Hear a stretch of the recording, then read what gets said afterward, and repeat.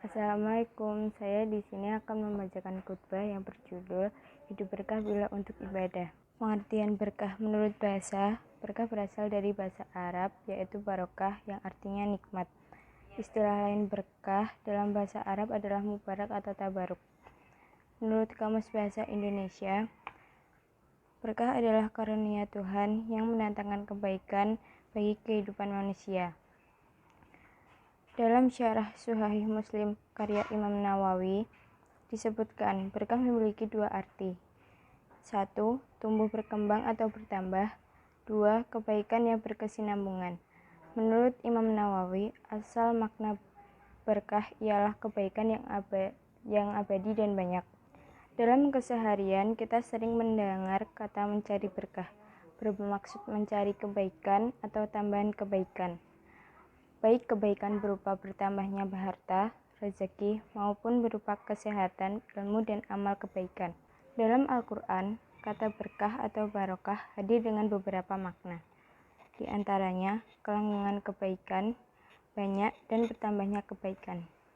Al-Quran sendiri merupakan berkah bagi manusia, sebagaimana firman-Nya, Kitabun anzalnahu ilaika mubarakul liyadabbaru ayatih waliyatadzakkara ulul albab. Ini Al-Quran adalah sebuah kitab yang kami turunkan kepadamu penuh dengan berkah supaya mereka memperhatikan ayat-ayatnya dan supaya orang-orang yang mempunyai pikiran mendapatkan pelajaran. Quran Surat 1 ayat 29. Berkah dalam arti kebaikan, keselamatan, dan kesejahteraan tercantum dalam ayat berikut ini.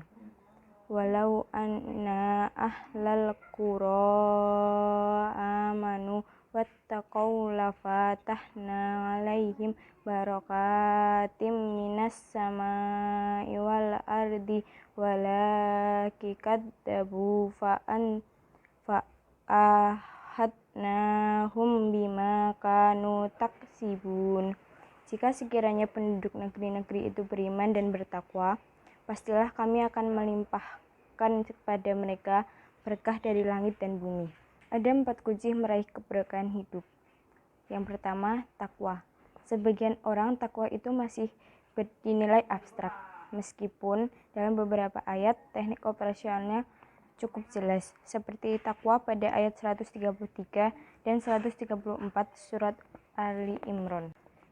Wasari'u ila maghfiratin mir rabbikum wa jannatin ngarduhas samawati wal ardu iddat lil muttaqin alladzina yufikuna fis sarra'i wad dharra'i wa katiminal waidha wal 'afina 'anin nas wallahu yuhibbul muhsinin.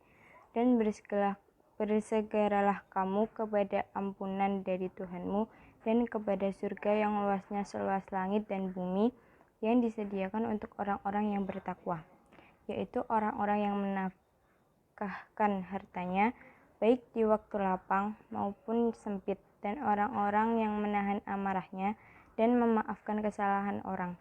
Allah menyukai orang-orang yang berbuat kebajikan. Operasionalnya cukup jelas, tetapi dalam konteks keuntungan yang langsung diperoleh dalam kehidupan dunia, kejelian berpikir memang sangat diperlukan. Operasional takwa pada ayat itu diantaranya adalah tetap membelanjakan infak harta bendanya di jalan Allah, baik dalam kondisi lapang maupun sempit. Muslim yang mau berpikir tentu akan menggali hikmah di balik diberlakukannya perintah yang sepintas cukup memberatkan ini. Mari kita kupas perlahan-lahan. Yang kedua, salat. Manifestasi iman paling dasar yang akan membuat ketakwaan seorang mukmin dipelihara adalah salat. Salat secara fisik dalam tinjauan medis ternyata memberikan dampak signifikan bagi kesehatan tubuh. Padahal salat di sisi yang lebih inti merupakan media komunikasi setiap hamba dengan Allah Ta'ala.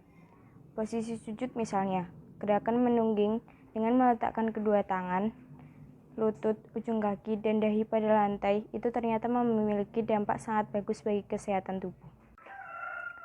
Yang ketiga, sedekah. Sedekah ini empirisnya terkesan mengurangi hasad atau harta, tapi hakikatnya tidak. Contoh, seorang ibu merelakan 100% daya potensi dan waktunya untuk mendidik anak-anaknya.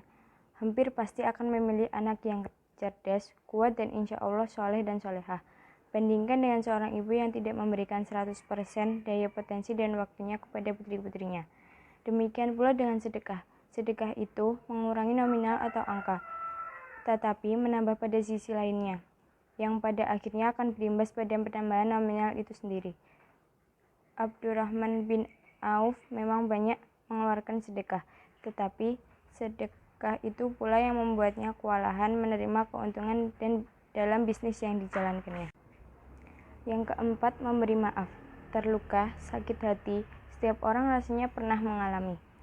Tetapi memelihara dendam ilustrasinya sama dengan menyimpan bau busuk di lemari pribadinya.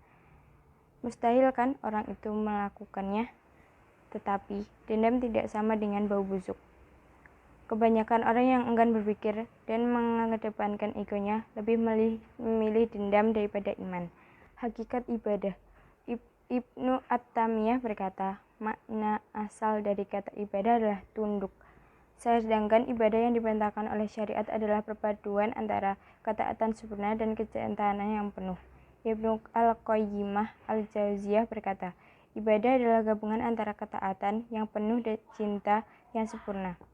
Maka yang taat kepada Allah Subhanahu wa taala tapi tidak cinta kepadanya, maka ia belum dikatakan beribadah. Dan yang mencintai Allah tapi tidak taat kepadanya, maka ia belum dikatakan beribadah kepada Allah Subhanahu wa taala. Sekian dari khotbah saya. Assalamualaikum warahmatullahi wabarakatuh.